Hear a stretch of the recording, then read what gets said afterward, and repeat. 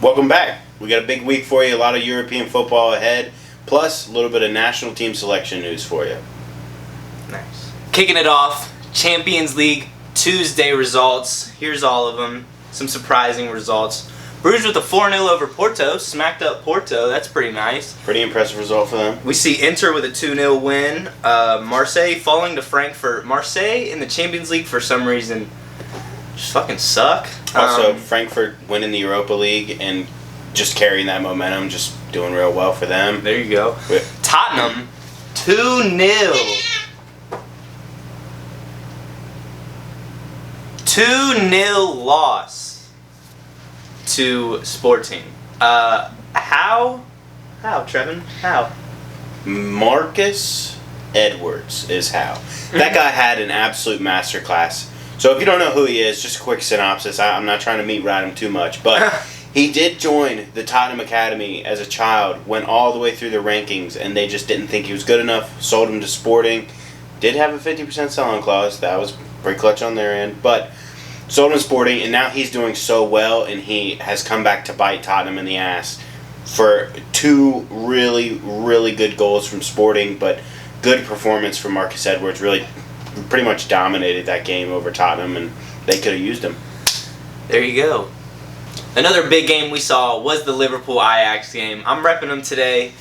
They did take a loss, though, 2-1. It's a Liverpool team that is struggling right now, for their standards at least, you know what I mean?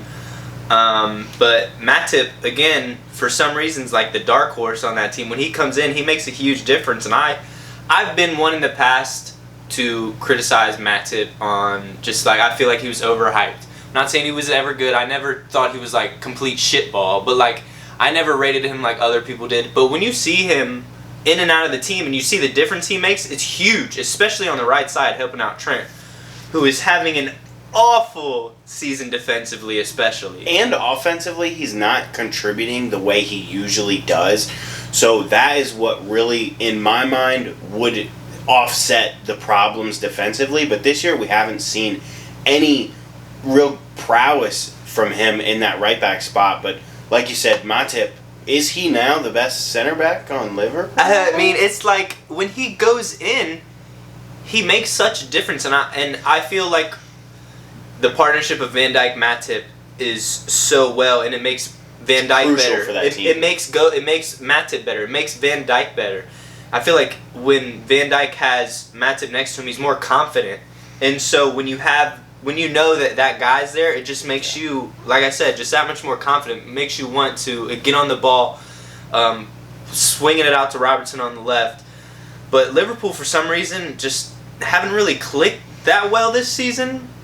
Again, to their standards. Mo Salah isn't really firing very well.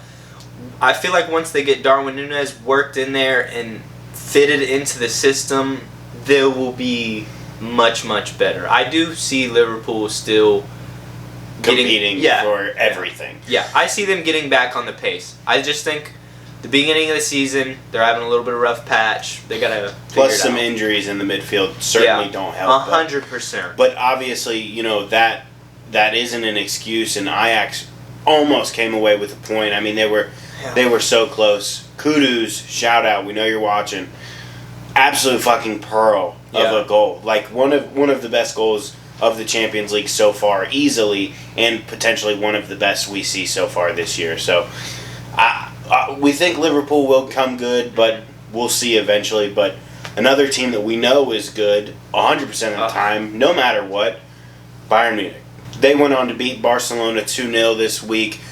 Really, same old story with Barcelona-Bayern, but this time Barcelona were able to have a pretty competitive match, but 5 minutes of bad football really just made them pay. I mean, Hernandez and Sané scoring within 5 minutes, like I said, you can't have that. I think Xavi said after the game he felt they should have won the game. I mean, I don't know about all that. But I don't know about that. But compared to the last few fixtures they put up, they did a lot better against Bayern. Yeah, I'd hate to think about that. Again, a 2-0 loss. Barcelona need to be, I don't know. They something's wrong right now. They really need that confidence, I think. A lot of the players are young, developing, up-and-coming players. I mean, you saw the midfield of Pedri and Gavi with Busquets. I mean, obviously Busquets is so much older than them and has quite a bit to teach them, but at the same time, you have two under-21s players. You have a front line of all players, except Lewandowski, of under 25, and it's tough to get that confidence and really get a good run in when you have that young of a squad, and a squad that doesn't quite know the tactics 100% yet. And coming up against a Bayern team, it definitely doesn't help because they are such a good team. They're so cohesive. They all know how to play well together. Mane's come in and gelled immediately. Fit right in. Like, I mean, it's like a glove. It's insane. Yeah. It's not a lot of teams can do that. It's not a lot of players can do that with a lot of teams. It is very hard to go into a team and fit in straight away and be firing on all cylinders. Like, it's not easy to do, no matter how good you are as a player. And Mane's a great player, but he went into that Bayern team and just showed out. Wednesday, all the results, as you can see, gonna slide on through. Some big ones, some lame ones. Shakhtar Celtic 1-1. Who cares? Milan 3-1. Dest on the bench. Doesn't matter. PSG 3-1 against some scrub team. It is what it is. Neymar still doing good, firing all cylinders. Messi still the GOAT. Messi going crazy. It is a shit team. Mbappe scoring again. Good for him. You know what I mean? Sevilla Copenhagen tie 0-0. Not a whole lot going on. I saw a video of Copenhagen fans giving Sevilla fans beer in the stands. That's pretty nice. Shout out. Shout out for that. Napoli had a big second half and a good win over Rangers, 3-0. Red card for Rangers in the second half pretty much doomed them. Then we saw Chelsea tie Salzburg.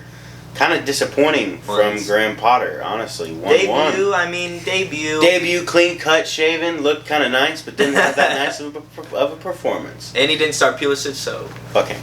But, surprising result also on Wednesday, Benfica beating Juve. So upset because McKinney was starting, and it's McKinney. I hate to see him get dragged on Twitter sometimes. It happened with Dest a lot when he would play for Barcelona. The fans would really just shit on him every game. And I hate to see it with McKinney, but he didn't have that great of a game. So Benfica played well, 2-1 over Juve. Kind of a surprising result, but good on him.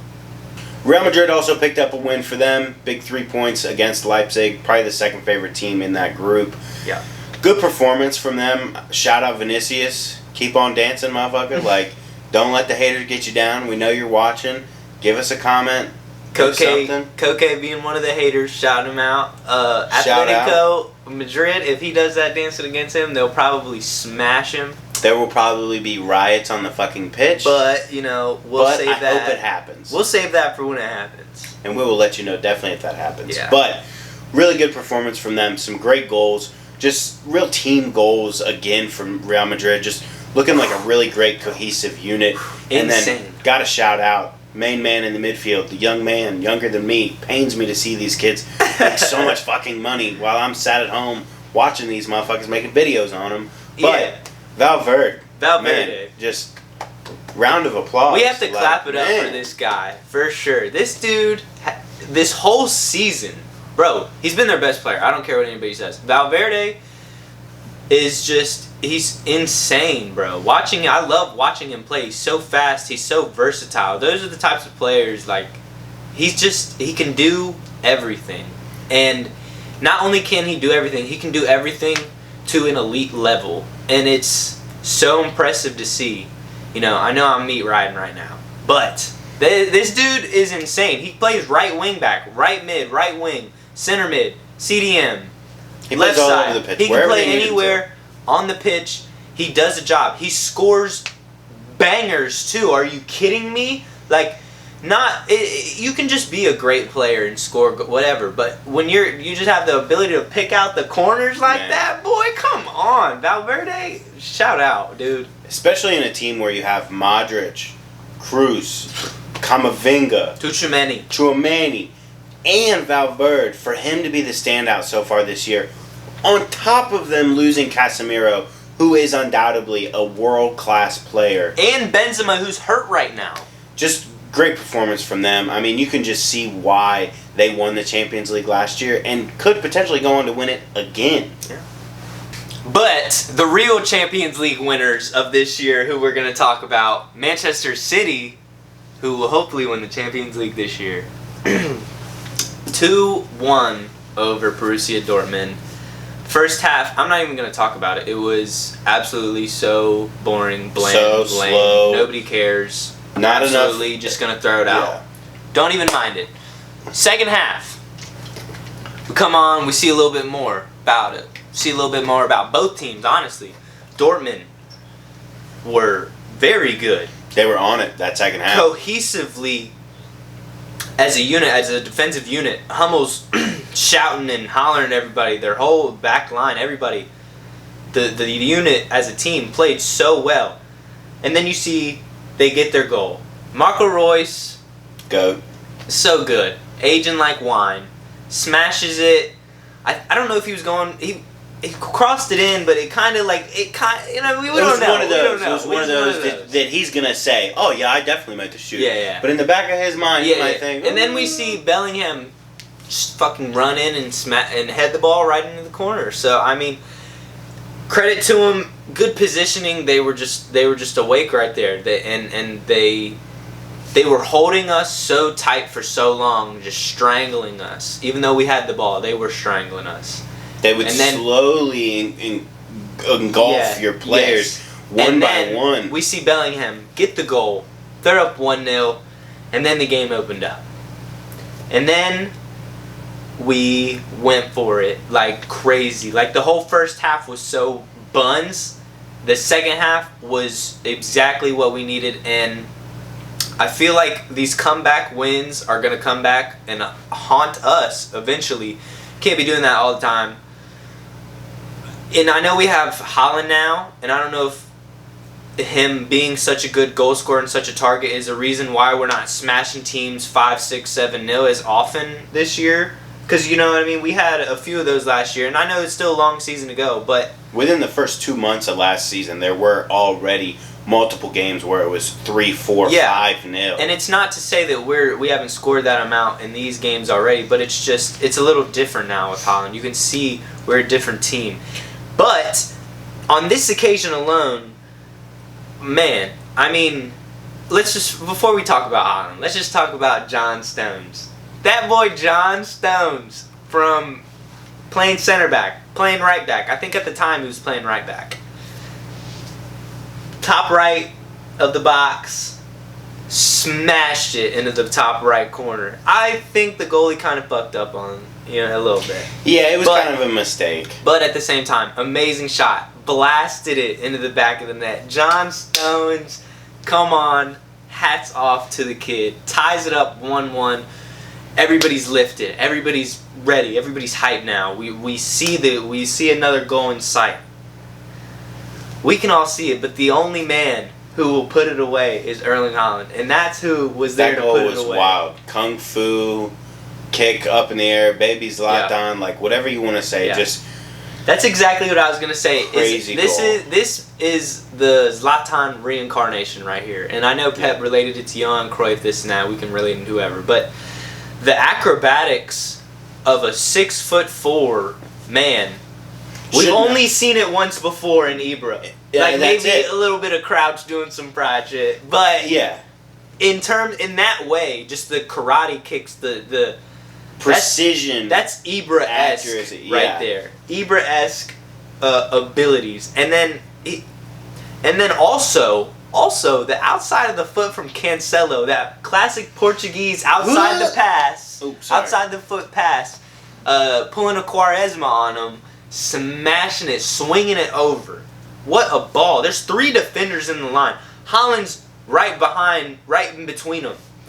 Cancelo just guides it right to him. Right in between them. And then Haaland puts his foot up. Yeah, it was an amazing goal. Acrobatic, like that's insane. He just jumps up, puts his foot out, kicks it in. Come on, like 2-1. 2-1 game wrapped up right Haaland, there. I think 9 games this season, 9 games, 13 goals, 1 assist, something like that. 14, somewhere around there. There's just Those are just rough numbers. He's a dog. I mean, that's obvious. We knew that was going to happen this year, but I don't know if we knew. I don't think anybody thought. Nobody thought. Nobody thought he was going to be this good. Not this good. This good. This early. Yeah. In the system, I didn't think he'd be that great. Like we were talking about Mane jumping into the system. Haaland, and everybody was doubting it. Haaland jumps into the system, and he's not getting as many touches as our other, like last year, as Foden would have been a false nine, or Jesus, or whoever it may have been. But he's there, and they all know it. And that's all you gotta do. And they know that they just gotta throw it up to the big Norwegian in the middle, and he's gonna put it in the back of the net eventually. Eventually, during the 90 minutes, he's going to get on the end of it, and he's going to put it away. So, throw it up to him, and that's what we've been doing. That's what we'll keep doing. 2-1. Come on, City. For once this week, we're actually both happy. It seems like every week that United wins, City draw or lose, and then, vice versa. But this week, we're both happy. 2-0 win for United. I mean, Sheriff are not one of the elite teams in the Europa League or the Champions League. You can only beat who's put in front of you, though. That's the thing. We went in there away in Moldova, and that was a pretty good crowd for us. A lot of the away fans were cheering their heads off, but a lot of the home fans as well would cheer for good things to happen, especially, not to give too much away, but especially a certain celebration that a certain Cristiano Ronaldo does. The whole fucking stadium wanted to do it. I mean, it's crazy the amount of stars that you see playing so well in other leagues, but then when they're at Sheriff, they're able to really just see the best player that they've ever seen. So those home fans just really relished in that opportunity. That's and insane, I can't blame them at all, like, honestly. And being a City fan, I don't care. It's Ronaldo. Like, when Ronaldo comes to the MLS, which he will, when he does, and Messi, FC Cincinnati, let us know, to the MLS, and we go and watch them, it doesn't matter if they're past their prime. It doesn't matter. It's something. It's just like, bruh, know what they've done. Let me put it this way. And you know what in the MLS too. They'll probably keep doing it. Right. I mean, honestly, if Ronaldo and Messi come to the MLS and we go to a game and we see them, I don't know that I'll have enough blood flow in my brain to get through the game, if you know what I'm saying. So, but back to the game. United did win 2-0. Ronaldo did score the second goal, penalty, but shout out Jason Sanchez. If you know what you know. Jadon Sancho, absolute dog. Close finishing, left foot, Gareth Southgate. Eat a fat one. Don't care about you at all. Don't pick any more United players. United over England.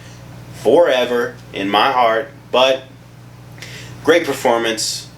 Had a couple of lackluster spots here and there. Casemiro didn't have a great game again.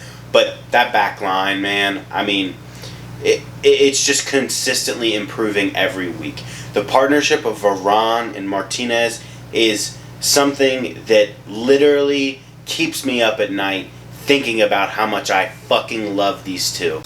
Good 2-0 win. Shout out Sheriff fans. I appreciate you guys cheering for us. We know you will the rest of the game, the rest of the tournament. So come out and see Ronaldo one more time for us. USMNT, the team we actually care about. I don't know why I did that. I'm not running anything through. USMNT, pop it up. Boom, USMNT.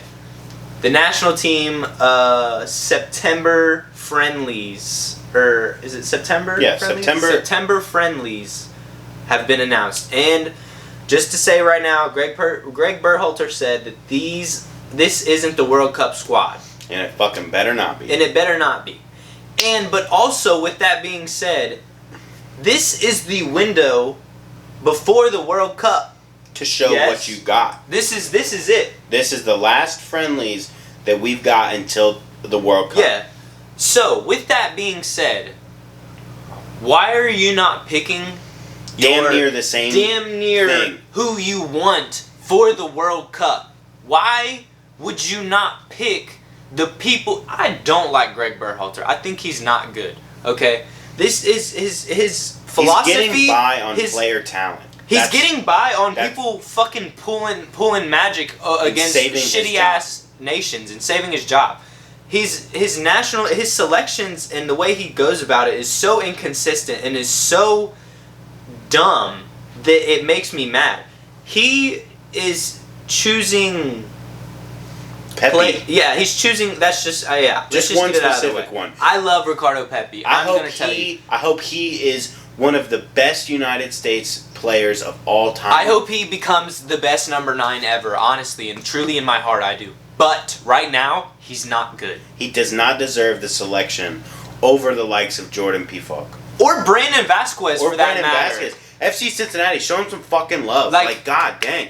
He's the third leading goal scorer in the league. Haji Wright deserves to be there more than Ricardo Pepe. Pepe is there because he saved Berhalter's job.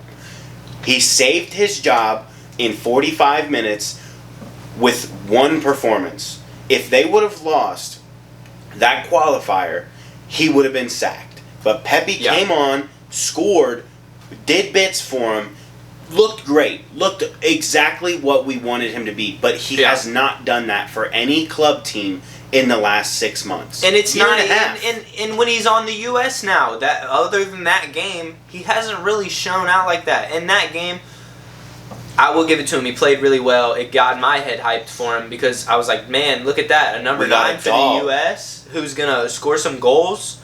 Look at that. And then he goes to Augsburg. You think, oh, man, maybe he can at least do something. Take charge of that spot. Didn't happen. Nothing. He didn't get any consistent minutes at Augsburg. He goes on loan now. He has a good start. I think he got an assist or something. But still, it's hasn't scored a goal in over 12 months. He does not deserve to be there over other people. I'm not trying to singling him out. We're not trying to hate on him. We love Pepe. Can't get enough of him. That sounded kind of weird. But there's other people who need to be there over him. And this is the World Cup. This is right before the World Cup, right? Put in Brandon Vasquez. Give him a chance. He's been going crazy in the MLS. And you want to talk about guys going crazy in the MLS? That's why Ricardo Pepe was picked in the first place before, because he was going good in the MLS. And Vasquez is doing even better than he was. Haji Wright, Pefok. Oh my God, we shouldn't even be. There should be no reason why any other striker should be there, and Pefok isn't. Pefok has been the number 1 target for his team since the beginning of the year. He is consistently scoring and assisting, providing assists. He's added that to his game. A Union Berlin who's top of the league right now in the Bundesliga. How do you not realize? Oh, hey, maybe the best striker on the number 1 team in the Bundesliga right now deserves a spot. It's so idiotic. Josh Sargent, shout out, great player, doing really well in the championship, having a great start.